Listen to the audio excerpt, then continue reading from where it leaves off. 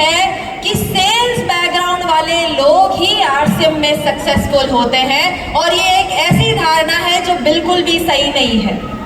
ये स्किल के सेट के साथ सीखा जा सकता है, ये एक ऐसी चीज है जो सीखी जा सकती है। और आज आप सब लोगों के बीच में इस मिसकंसेप्शन को तोड़ने के लिए मैं बुलाना चाहती हूँ मिस रिम्पी भट्ट को।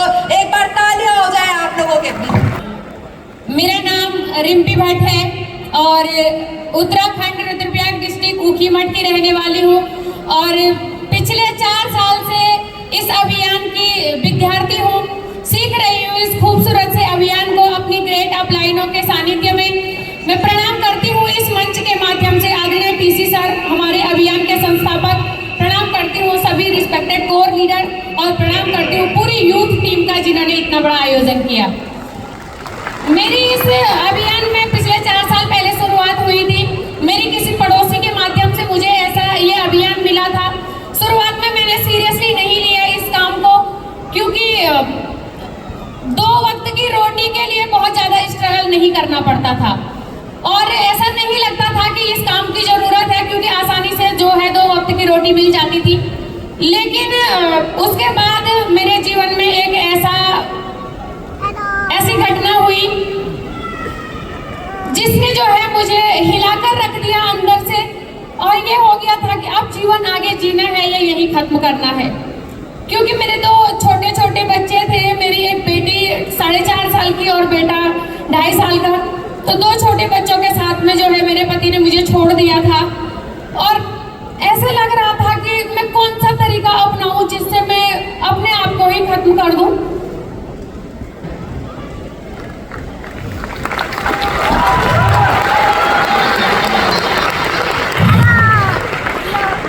बहुत बार मैंने कई कोशिशें की आत्महत्या करने की, लेकिन जो मेरे 2 छोटे बच्चे थे उनका चेहरा देख के मैं ये कदम नहीं उठा सकती थी।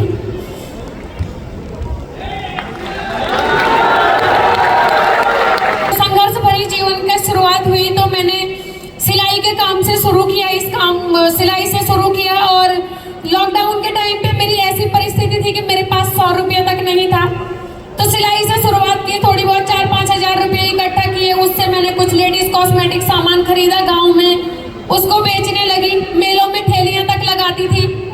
लेकिन उसी बीच मेरे जीवन की सफल मार्गदर्शक मेरी अपलाइन सुषमा बिष्ट दीदी मेरे जीवन में आई, और उन्होंने मुझे इस अभियान का विजन क्लियर करवाया। उन्होंने मुझे बताया कि बहन आप भी जो है कब तक सिलाई करती रहोगे, आप इस काम से बहुत बड़ा काम कर सकते हो इस अभियान के माध्यम से।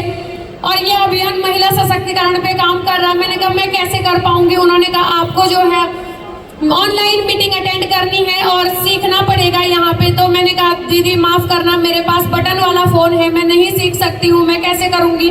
तो उन्होंने कहा अगर कामयाबी चाहिए तो टूल्स बहुत जरूरी है, तुम्हें लेना पड़ेगा। तो मैंने अपनी माँ से रिक्वेस्ट करके एक फोन मंगाया था, और मेरी माँ ने मुझे फोन दिलाया था 9,000 रुपये का।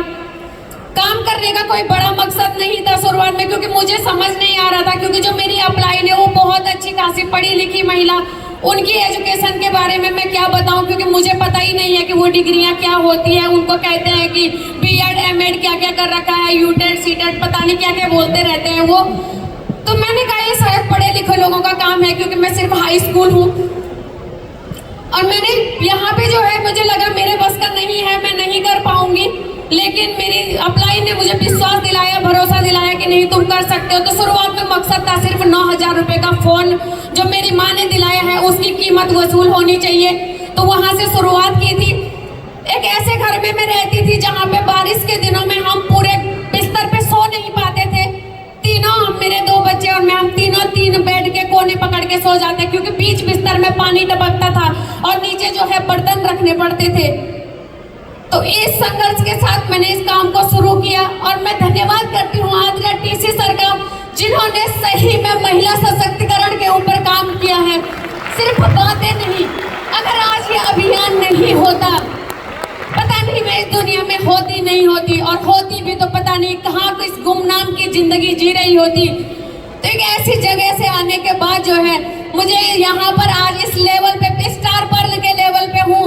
और पहली बार जब मैं नेक्स्ट जनरेशन के प्रोग्राम में आई थी, मैं उस कोने में एक जगह पे बैठी थी, मैंने यहाँ पे लोगों को सुना और मैंने कहा रिम्पी अभी तुम तुम्हारी भी उम्र है, तुम कर सकते हो। और एक दिन जो है अंडर 30 के रूप में यहाँ पे आना है इस मंच पे। और आज जो है मैं सभी अपनी ग्रेट अपलाइनों को प्रणाम करती हूँ, धन्यवाद करती हूँ, जिनकी वजह से आज मैं यहाँ पे हूँ, जिन्होंने मुझे बहुत सपोर्ट किया, सहयोग किया। और मैं हर महिला को कहती हूँ कि अगर मैं कर सकती हूँ तो आप सभी कर सकते हैं, क्योंकि आरसीएम अभियान हर किसी के लिए, ये हमें विरासत में नहीं मिला है, ये हमें जन जन तक पहुंचाना है। और मैं बोलती हूँ अगर आप जन जन तक पहुंचाने में कामयाब हुए तो यहाँ पे कोई महिला जो है स्ट्रगल करने के बाद आत्महत्या करने के बारे में नहीं सोच सकती है, हर किसी को राह मिल सकती है। तो बहुत बहुत धन्यवाद करती हूँ मैं एक बार फिर से सभी अपनी